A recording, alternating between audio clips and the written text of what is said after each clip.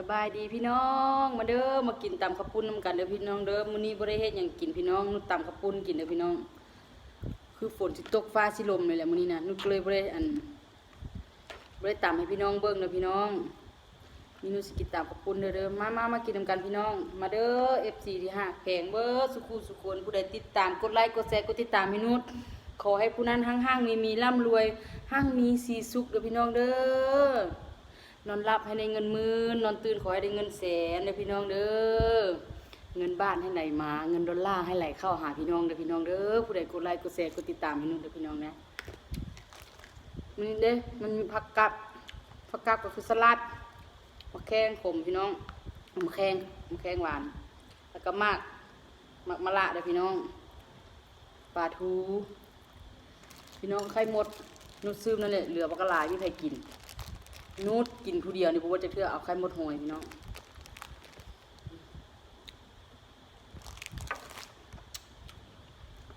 ไม่หมอเด้อมากินกับลูกนะกินพี่น้องขอใส่มือเดิมนี้เด้อนูดไปลิ้นนองป่ามาพี่น้องกระเจ้าไปซิดเบ็ดแล้วไปลิ้นนำกระเจ้าบริทายให้เบิ่งมาแซ่บ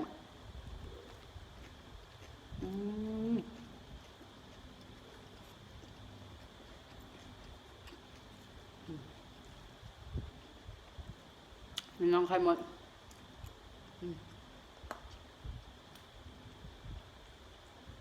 ไม่ได้ไปตลาดทางมาค่ำ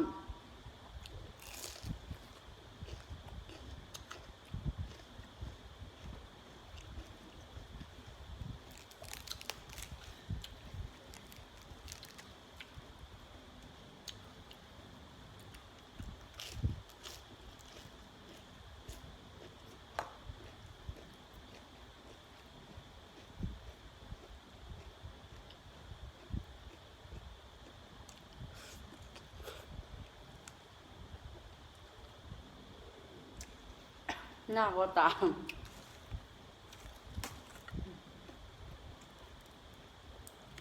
กระถิ่นที่นุชซื้อเมื่อวานนี่พี่น้อง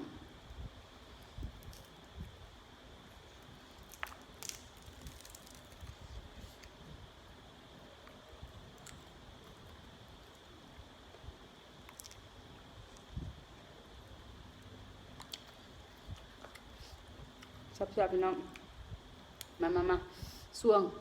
สวงวะ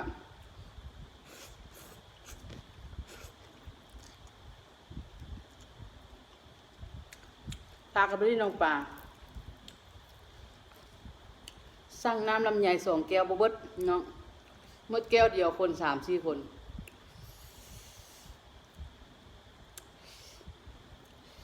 แก้วน้อยๆนะพี่น้องขวดเนาะ2 ขวดกินบ่เบิดคน3-4 คน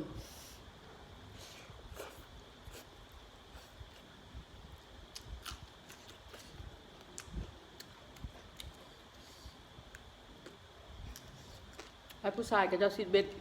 พวกผู้หญิงน่ะนั่งกินปิ้งปลาไปน้ำพันปลาไปน้ำพี่น้องคักบรรยากาศดี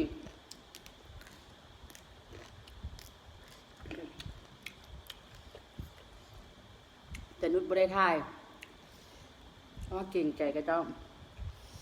าไปแบบอยู่ส่วนตัวเนาะพี่น้องเนาะก็จะไปพักผ่อนเฮาสิไปวุ่นวายถ่ายคลิปอยู่กับอายเขาเก่งใจกับเจ้าพี่น้องเลยว่า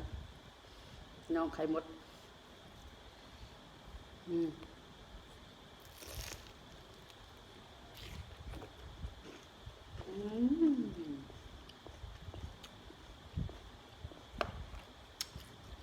มันก็สุดยอดครับพี่น้อง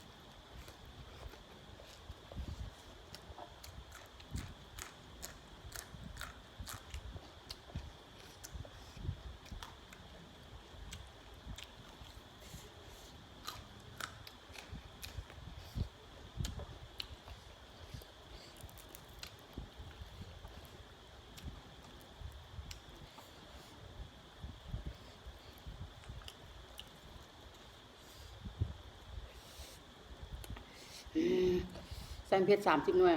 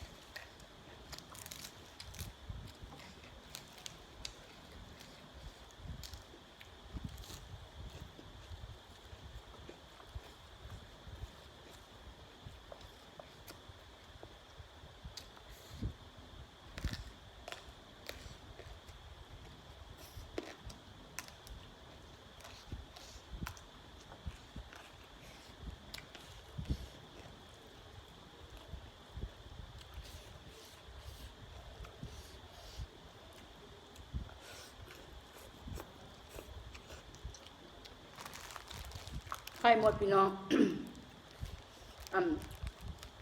นุชซื้อโลนึง280 บาท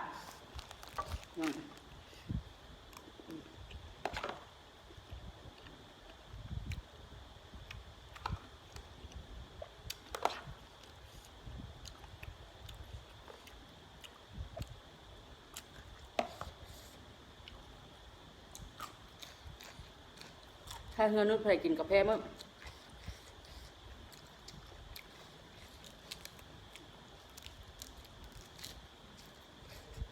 มันจะนุชบ่เป็นหยัง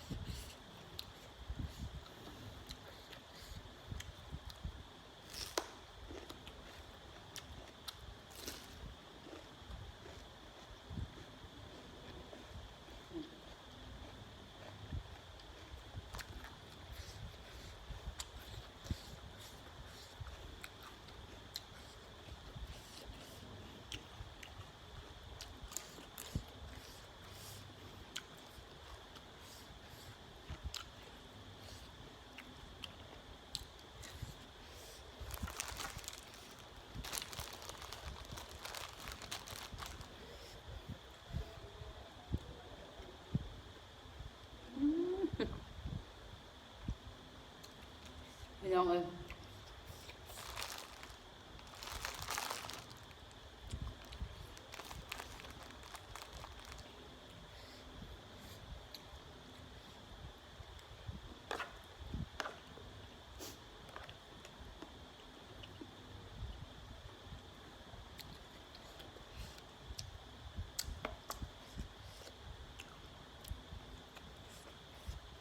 มากง่ายเลยพี่น้อง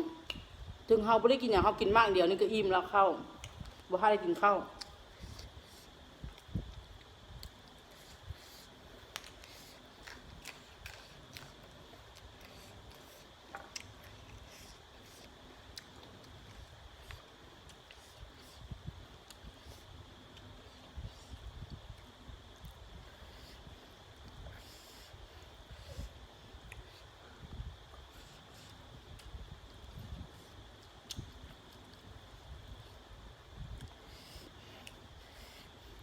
อิ่ม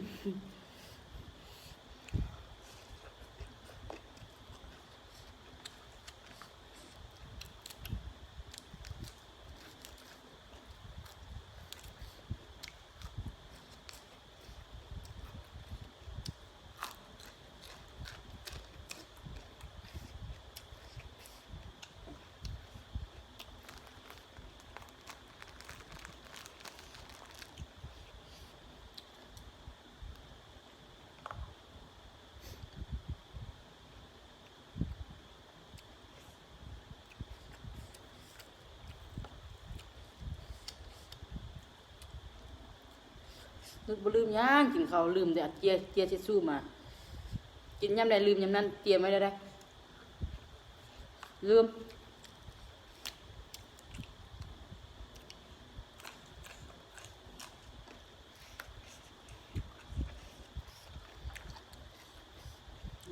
เผ็ด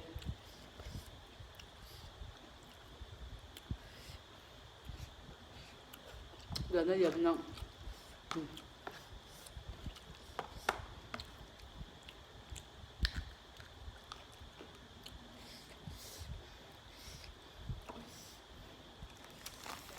ทำเน้นๆนะพี่น้อง